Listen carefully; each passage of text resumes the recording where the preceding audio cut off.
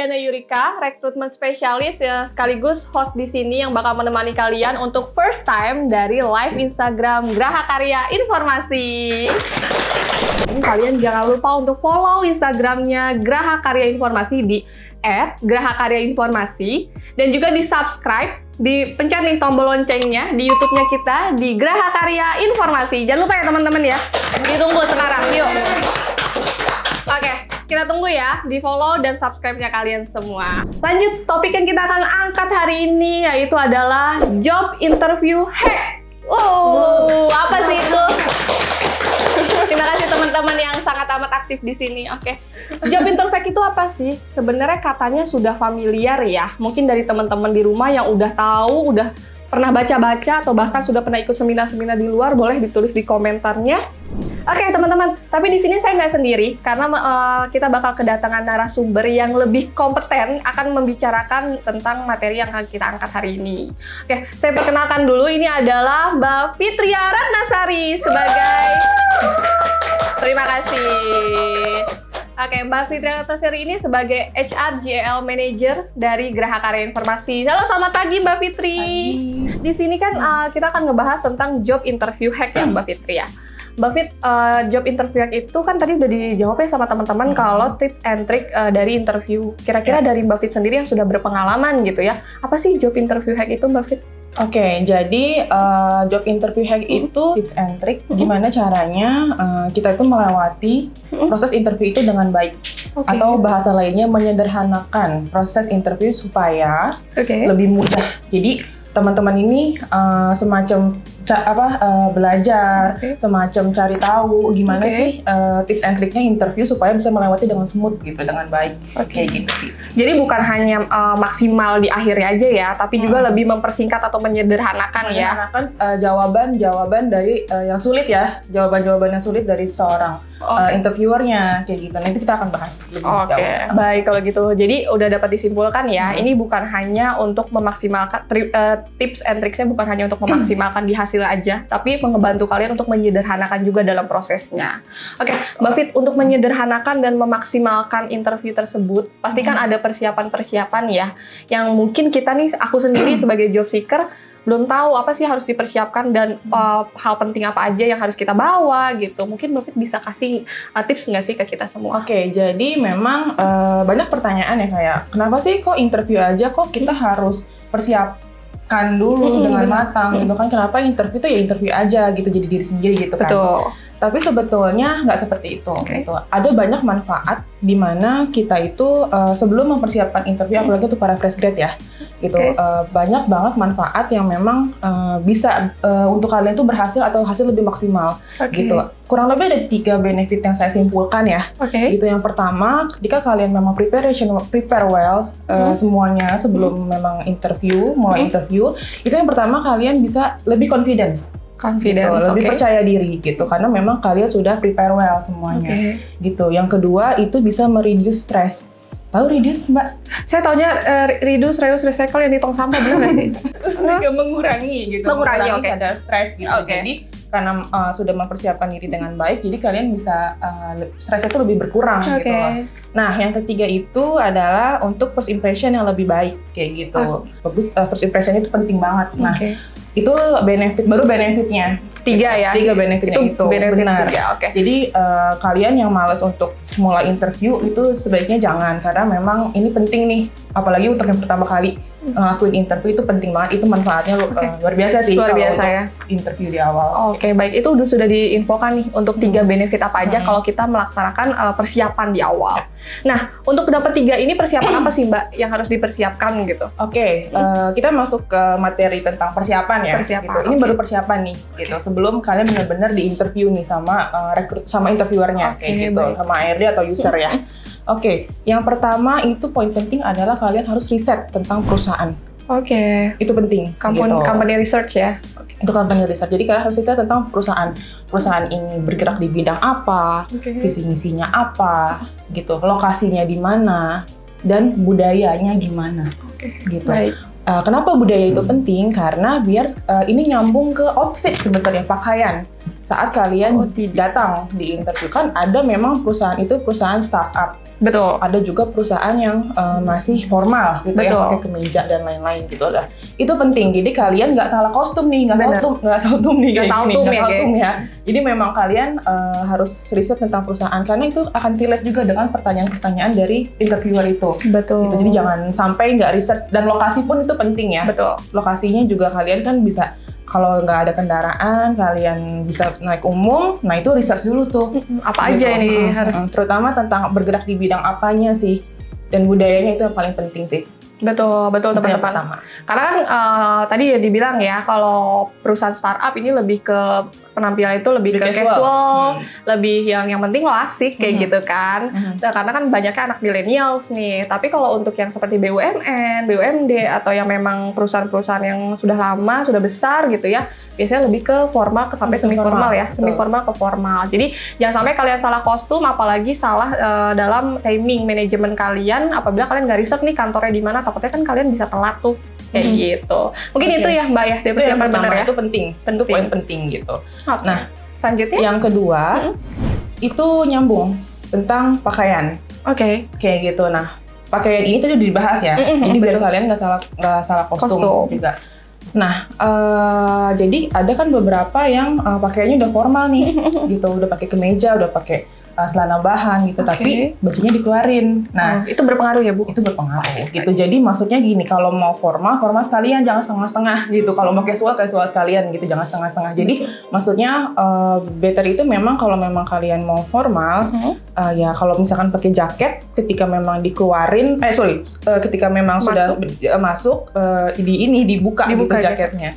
Gitu, jangan dikeluarin lagi bajunya kayak gitu. Mejanya dimasukin ya kalau mau karena memang berpengaruh ya. Saya jaket ketika interview itu memang lebih baik kesopanan juga itu dibuka. Itu pakaian. Jadi pakaian juga jangan salah. Saya langsung lihat pakaian saya. Oke. Jadi gitu ya gengs ya. Jadi kalau memang mau formal sekalian, totalitas kalian itu juga salah satu menjadi penilaian atau first impression-nya dari interviewer. Oke, baik. Next dari itu ada 3 ya berarti. Yang ketiga itu persiapkan berkas. Berkas, gitu. Ya betul. Memang sudah banyak paperless ya perusahaan sekarang paperless nih, gitu. Sudah banyak perusahaan yang memang sebelum datang interview kumpulkan dulu CV-nya, kumpulkan dulu berkas portofolionya, memang sudah ada. Tapi tidak semua gitu, dan tidak ada salahnya kalau kita ini menyiapkan diri dengan baik nih. Betul. Takutnya ketika diminta berkasnya nggak ada, nah itu jadi semacam nilai kayak nggak prepare well ya, udah tahu mau interview kayak gitu. Dan sebenarnya dengan membawa portofolio kembali nih gitu, jika kalian memang menceritakan tentang skillnya kalian atau proyek yang sudah selesai misalkan, itu lebih mudah dengan membawa berkas portofolionya lagi kayak gitu. Jadi better sih walaupun nggak disuruh gitu ya untuk prepare aja. Itu better sih bawa CV-nya, CV berkas portofolionya lah yang biasa diminta oleh HR, terutama portofolio dan CV. Itu penting sih. Jadi better prepare dari awal. Saya agak notice nih Mbak, tadi Mbak Pit infokan CV itu emang kayaknya hal yang harus dibawa ya, karena kan kita kan saat interview memang menjabarkan apa yang isi dari CV itu sama portofolio. Sebenarnya portofolio ini khususnya untuk beberapa posisi ya. Salah satunya adalah misalkan programmer gitu kan. Itu kan programmer memang dibutuhkan adalah portofolionya kan, biar si interviewer ini yakin nih dengan apa yang sudah dia buat. Web apa yang udah dia dibuat gitu, UI UX-nya itu desainnya bagaimana, kayak gitu ya Mbak ya. Berarti portofolio juga jangan sampai di nomor 2-kan setelah CV. Boleh di nomor 2-kan setelah CV, maksudnya diutamakan juga ya. Gitu. Lanjut ya? Lanjut boleh. Berarti yang keempat. Nah, setelah tadi riset tentang perusahaan, sekarang riset tentang posisi yang dilamar. Riset posisi itu maksudnya adalah kalian misalkan ada yang mau jadi ngelamar sebagai recruitment staff kayak gitu, atau HR staff kayak gitu kan. Nah, baiknya itu kalian research dulu apa sih sebetulnya job desk-nya gitu. Jangan sampai ketika memang sudah datang interview ditanyain, kalau kalian ada sesi tanya jawab misalkan, kalian nanyanya job desk-nya apa? Jangan kayak gitu. Jadi better kalian research dulu, kalian cari tahu tentang job desk itu secara umum itu ngapain sih jadi rekrutmen kayak gitu. Misalkan mencari seorang kandidat kayak gitu. Nah, jangan pertanyaannya itu jangan kayak job desk-nya tuh ngapain gitu, tapi lebih ke gini. Misalkan jadi posisinya rekrutmen ya.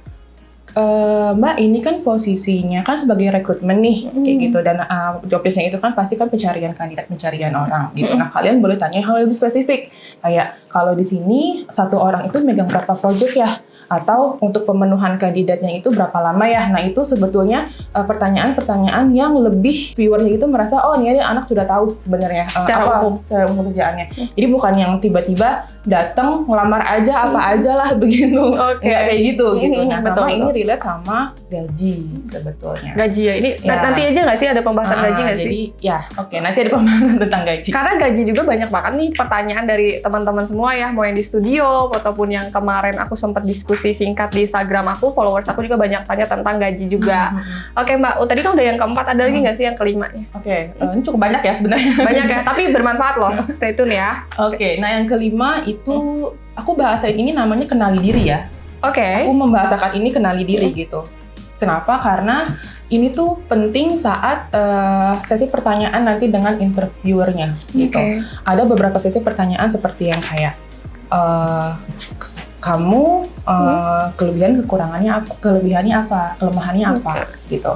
Atau cara kamu problem solving stress itu seperti apa. Itu adalah pertanyaan-pertanyaan umum sebetulnya. Nanti kita bahas lebih lanjut ya soal itu. Tahan. Nah kalau kamu nggak kenal diri kamu nggak tahu nih diri kamu gitu. Kamu sebetulnya unggul di bidang apa, kamu lemahnya di mana, gitu kan. Terus kemudian kalau kamu stres tuh kamu gimana, cara menghadapi itu gimana, kamu nggak kenal karakter diri kamu tuh kayak gimana. Nah itu nanti sulit, kamu ngejawabnya akan blank. Kalau kamu apa syntax error ya katanya? Iya, kalau ditanya tiba-tiba buru-buru langsung syntax error, tau nggak sih kalau kalkulator udah nggak bisa ngeprogram ke syntax error. Iya jadi makanya harus disiapin ya. Jadi memang kamu tuh harus kenal juga diri kamu tuh unggulnya di mana, lemahnya di mana.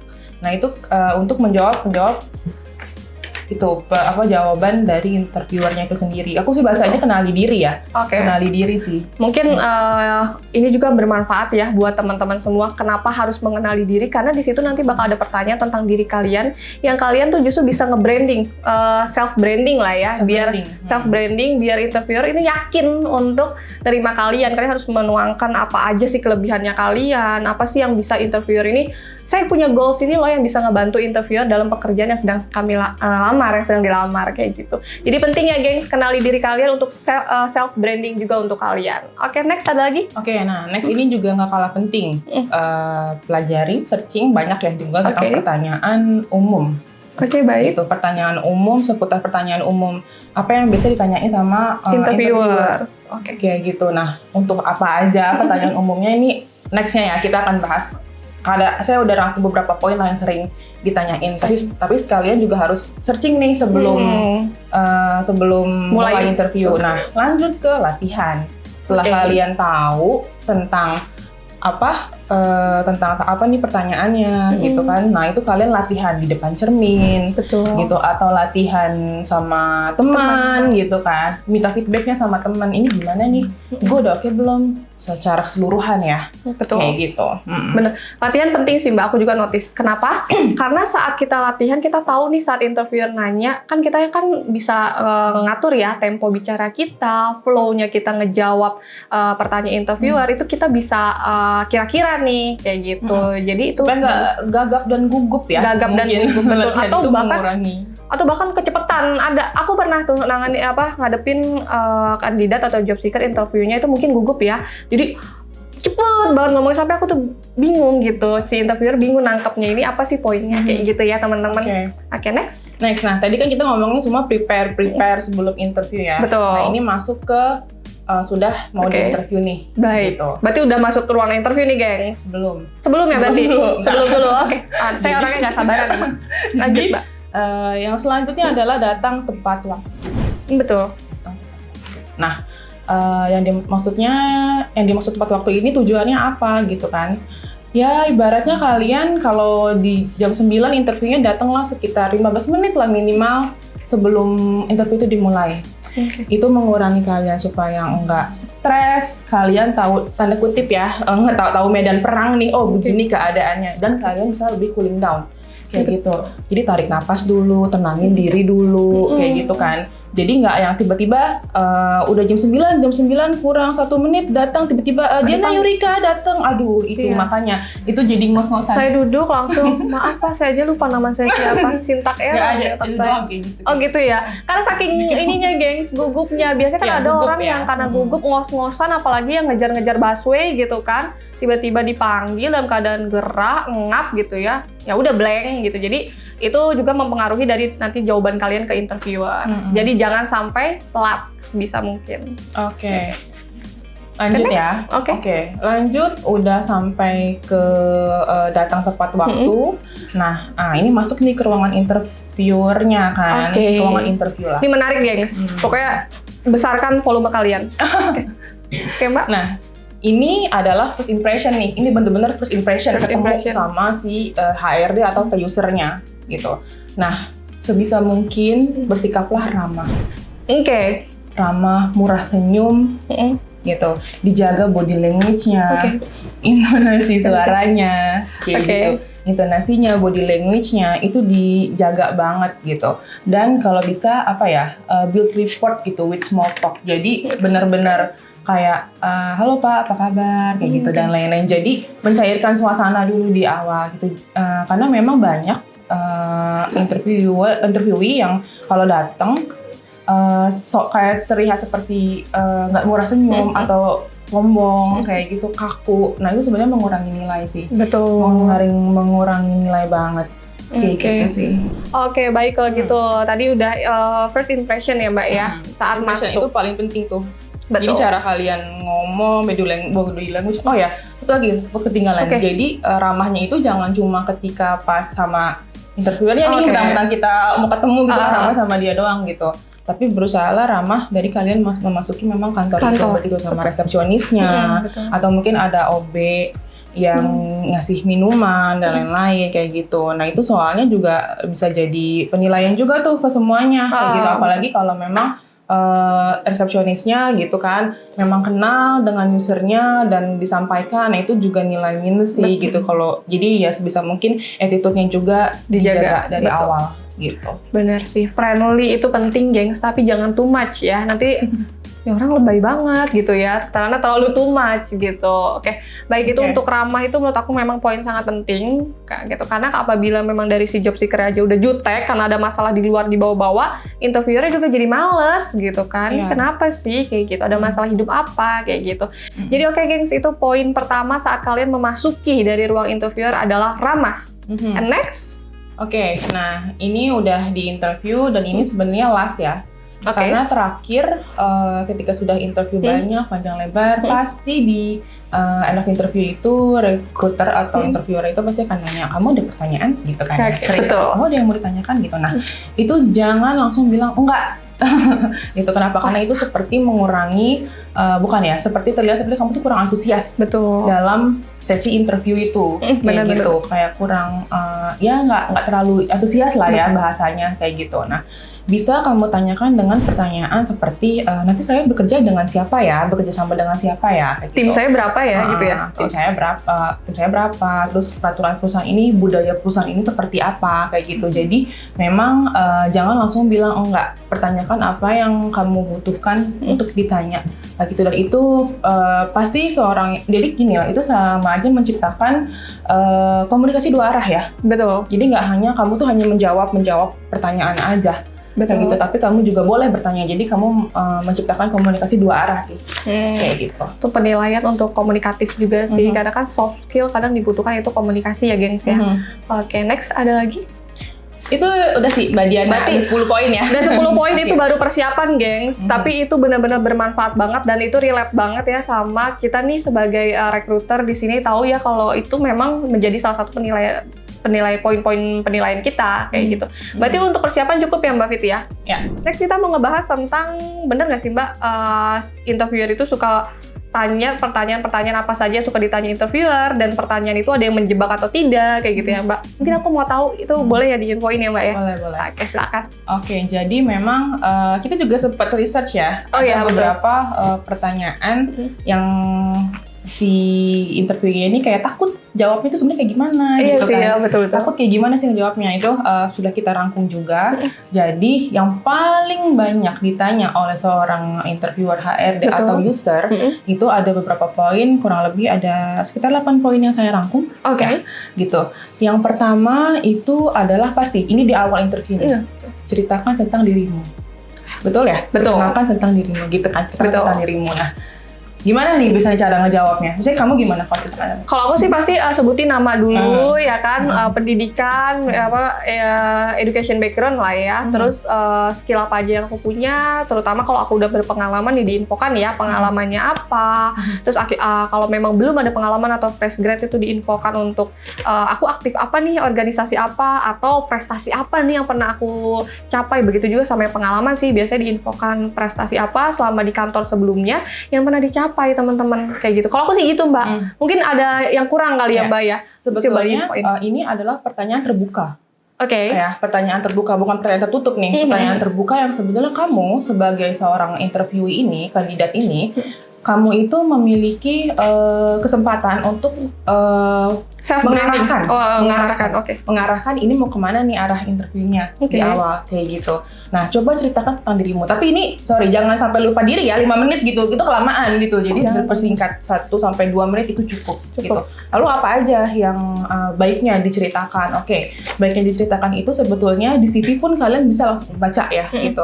Ada beberapa kandidat yang memang kalau misalkan ditanya ceritakan tentang dirimu atau perkenalkan tentang diri, dia hanya membaca seperti yang kayak di CV gitu, kayak pendidikan saya terakhir begini, saya kerja di PT ini, terus saya kerja di PT ini, itu PT ini. No, gitu. Itu adalah pertanyaan terbuka, pertanyaan probing yang kita bisa menilai dari awal ini orang komunikatif atau enggak sih. Kayak gitu. Ini orang bisa diajak ngobrol yang enak nggak nih, kayak gitu. Nah, jawabannya itu lebih tepatnya adalah tidak apa-apa relate sama CV, tapi ditambahkan contoh misalkan ya.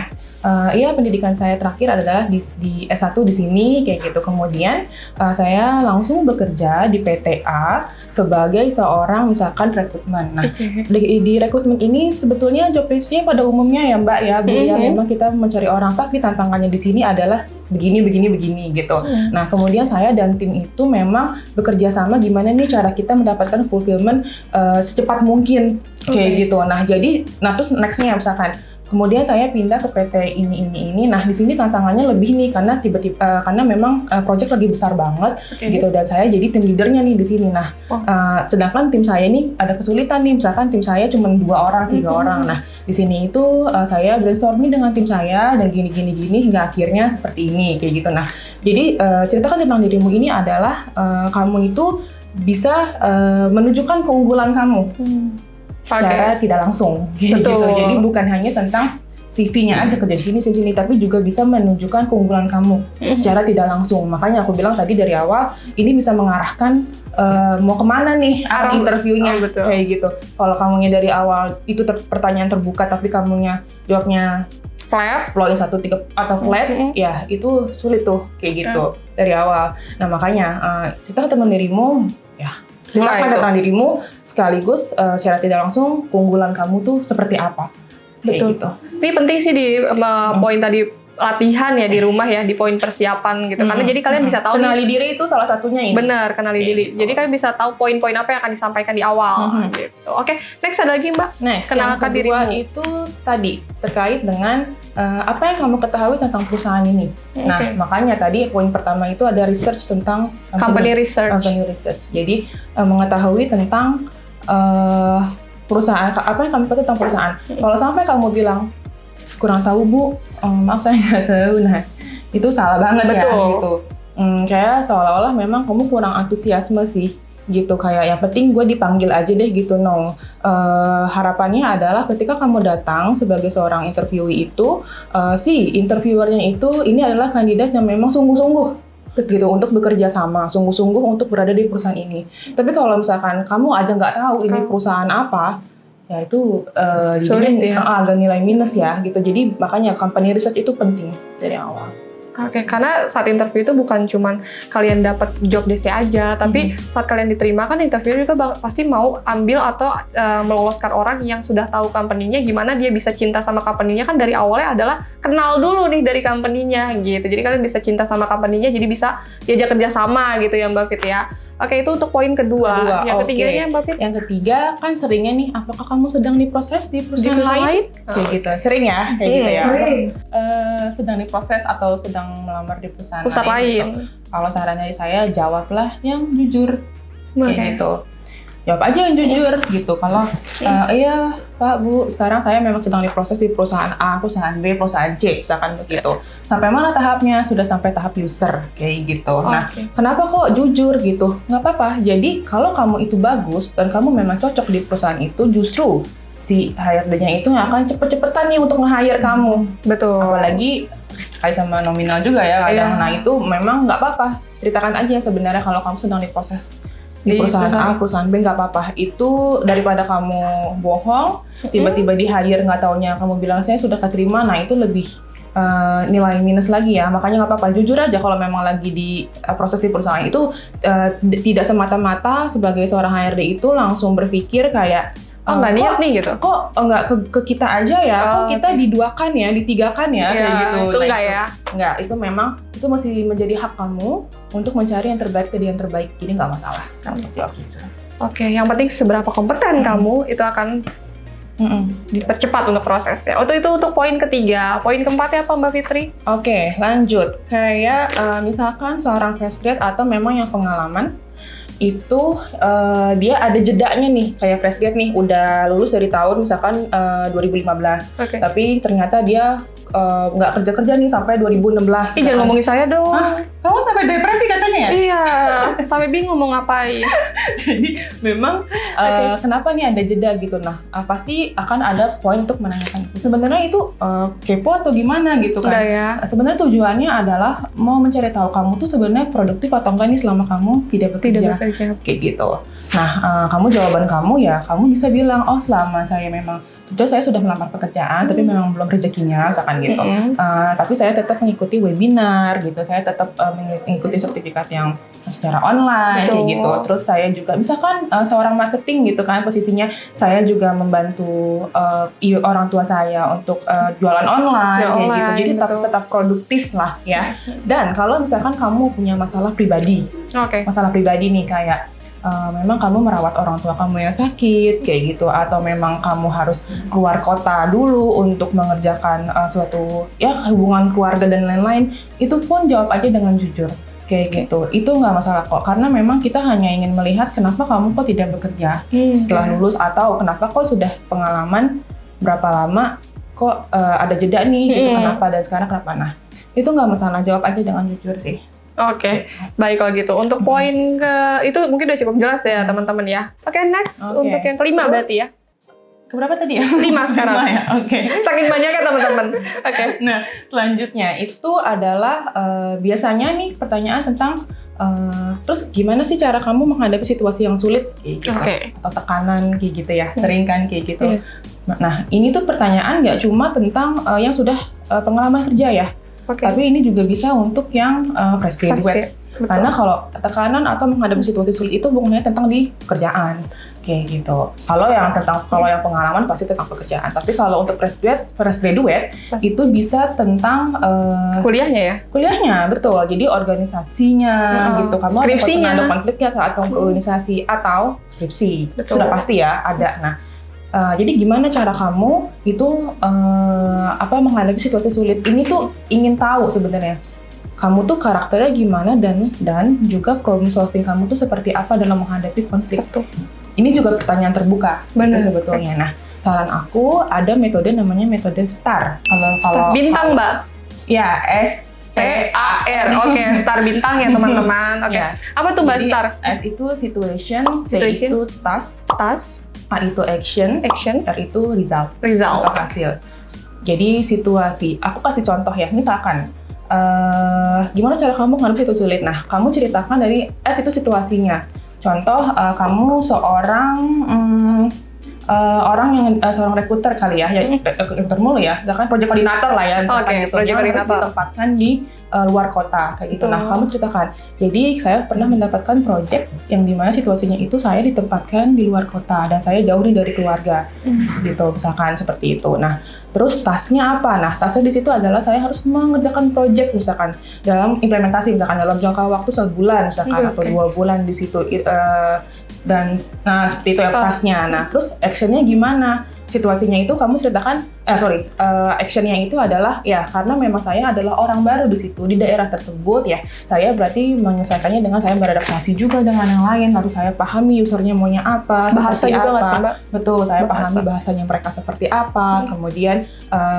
Kemudian saya juga sering ngobrol bareng. Saya meluangkan waktu lebih gitu selain jam kantor untuk gimana nih caranya supaya ini tuh berjalan dengan baik, project ini selesai tepat pada waktunya.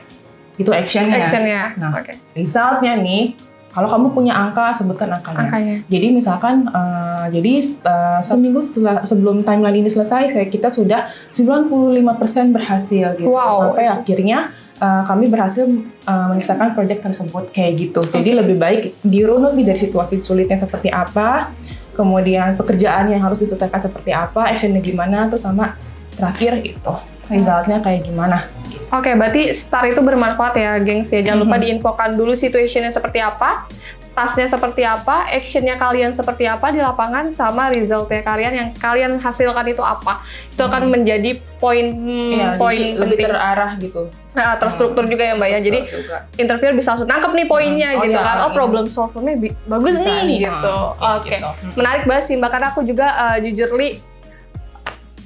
li baru tahu STAR. Makasih. Oke. Boleh lanjut? Nggak boleh ketawa.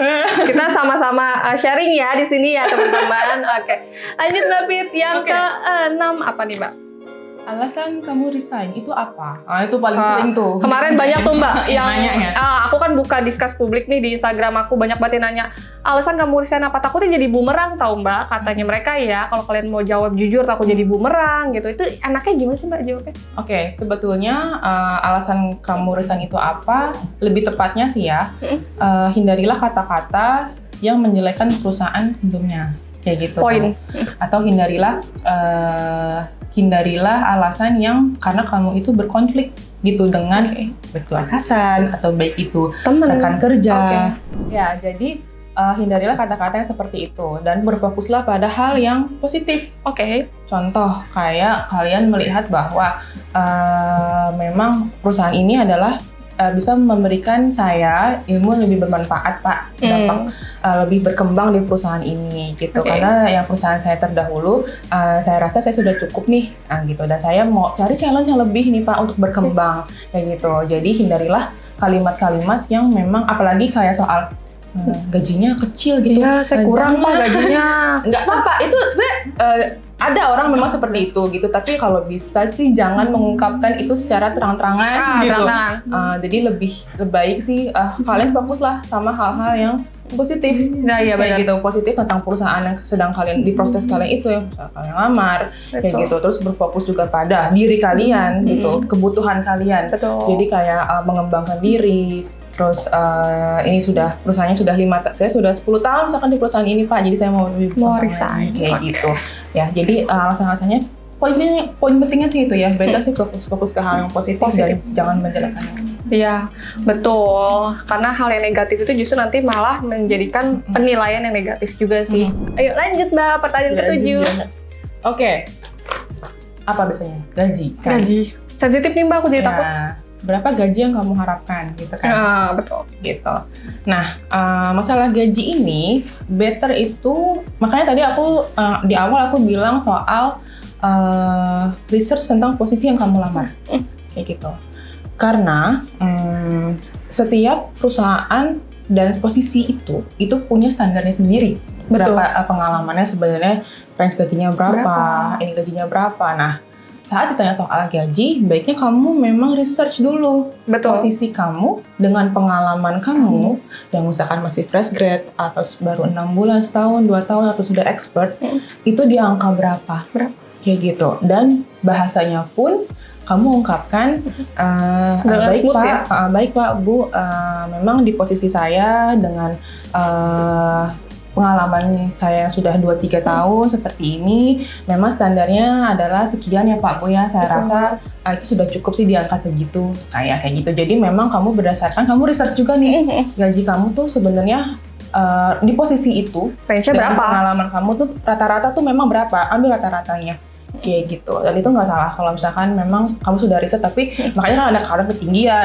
Betul. Kalau gajinya kamu misalkan minta langsung 2 digit gitu atau apa ya, it's okay kalau misalkan kamu memang Mampu nih di rata-rata situ. tuh, betul, rata-rata tuh memang kamu di angka segitu, kayak gitu. Betul. Iya sih. Tapi kan ini kita mungkin aku mau menjuru ke IT karena kita kan perusahaan IT nih, gengs gitu. Mbak sebenarnya selain daripada tadi kan Mbak infokan ya notice ke pengalamannya, fresh grade atau tidak gitu untuk range gajinya di research dulu gitu kan banyak job portal nih. Kalian bisa research juga di job portal gitu ya, Mbak. Sebenarnya kalau untuk kandidat-kandidat engineer nih IT kan banyak sertifikasi ya baik itu internasional ataupun lokal, itu berpengaruh kan ya Mbak pastinya ya? Oh, jelas gitu, karena memang sertifikasi itu kan, dan misalkan proyek yang dikerjakan itu kan Betul. semacam portofolio Iya, portofolio. teman-teman semua. Kalau misalkan memiliki keunggulannya lebih dibanding teman-teman yang misalkan tidak punya sertifikasi internasional Betul. atau apa, nah itu ada nilai plusnya pasti, ada nilai plusnya pasti di situ gitu. Jadi baiknya memang kalau fresh grad baru punya CCNA misalkan internasional, searching lah kira-kira di angka berapa kalau memang sama sekali belum ada pengalaman sama sekali ya. Tapi ada nilai plusnya di sertifikasi kayak gitu. Itu juga biasanya beda nih, punya sertifikasi dan punya pengalaman pasti kan itu lebih betul. Kita pertimbangkan kayak gitu ya. Jadi itu penting ya teman-teman ya, soft skill dan juga sertifikasi kalian ini bakal dipertimbangkan juga, itu CCNA, CCNP, MCSA gitu, cloud gitu ya. Oke, next Mbak yang ke-8. Saya sampai hafal kan yang ke-8 karena saya nyimak Terakhir banget. ya berarti ya. Terakhir, oke. Apa terakhir aja sih Mbak? 8, Oke. terakhir. Jadi yang terakhir itu kan tanya, ada nggak semua sih, tapi memang rata-rata ada yang nanyain apa kekurangan kamu, apa kelemahan kamu. Wow. Kan? Sebenarnya tujuannya adalah mau melihat karakter kamu itu secara keseluruhan. Oke. Kepribadian kamu tuh secara keseluruhan mau dilihat nih. Terus yang kedua, kamu pasrah nggak sama kekurangan kamu? Kayak Iya, gitu. betul. Itu sih poin pentingnya. Jadi kelemahannya itu kamu jawab gini. Pertama itu makanya tadi poin penting juga kenali diri. Oke. Gitu kan. Nah, jawab dengan jujur sebetulnya kelemahan kamu apa gitu. Contoh kamu pelupa. Saya orang yang pelupa banget Pak. Gampang Bu, lupa gitu. Tapi gitu, karena saya tahu saya seorang yang pelupa, saya memiliki to-do list atau note apa-apa harus saya kerjakan. Betul. Kayak gitu.